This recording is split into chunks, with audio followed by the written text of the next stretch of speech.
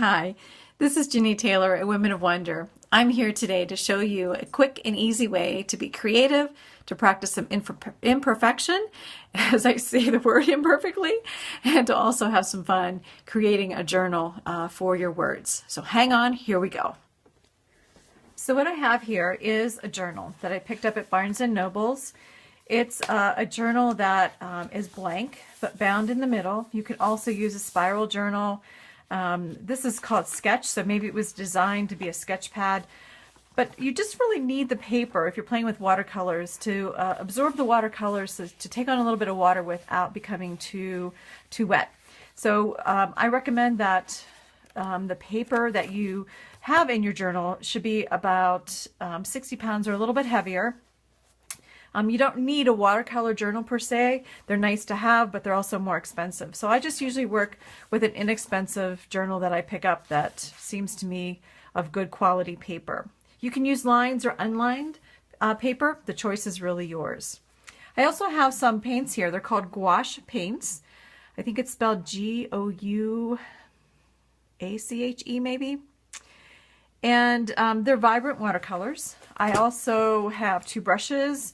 These are my favorite brushes. They're just wide tip brushes I picked up at a local craft store. And then I have some pens assortment, some fine point pens as well as a white pen should the pages get dark, and I like to write with white on them.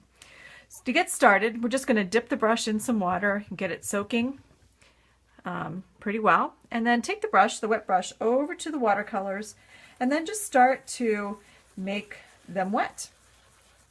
And once you feel like you have enough paint on the brush, bring the brush over to the page and just start to make some color on the page. You can make these in any directions. You can make them in multiple directions. The only thing I recommend is that in between colors, you just rinse the brush out a little bit, load it back up with some water, come back up over to the well and pick up some more paint. So you can run the paints together. I happen to like when that happens. So I just really don't know what's going to happen. So it's kind of a surprise to see. I'll load up some purple here and just again put some paint on the page, trying different directions, letting it go where it will, maybe even making some circles. And this is the idea. It doesn't have to be perfect. This is certainly not artist quality work, but it's just having fun on the page. We'll go over to the other page. We're going to put some orange on here, running it to the edges. Even if the paint happens to go through on the pages below, I'm perfectly fine with that. And because it makes those pages have a unique character all to themselves. And you can see my brush is coming apart here, probably because I didn't wash it well in between times here. So there we are. There we are. We have some colors running together. We have some gunk from the brush adding some character and texture to the page.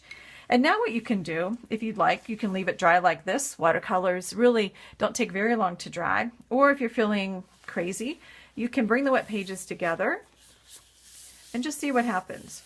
You never know what might happen when you bring the pages together and then you peel them apart and then you see some interesting kind of variations on the pages. I see some marks over here that weren't there before that are from my circles that I did over here. And I kind of like the way that looks. If I didn't, what I could do is just take a paper towel and I could dab a little bit and just to soften that look, kind of take some of that character building brush junk off that I may want, or I may want to leave it there. Again, the cool thing about watercolors is that they do dry fast. And I'm going to flip to a page I did earlier, which is a lighter color. I can pick up a pen and I can just begin to write on the page.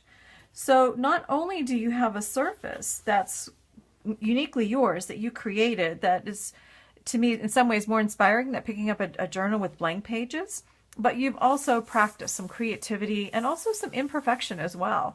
And just allowing the paint to do what it will on the pages and then to let it dry. And now you can go on into journaling, which is also a form of creatively expressing yourself with just the imperfection of the word and getting the word out on the page. So thanks very much for listening. I hope you'll give this a try. Send me some pictures. Ask me any questions that you might have. Again, practicing the art of creativity and also the art of imperfection. Thanks for being here.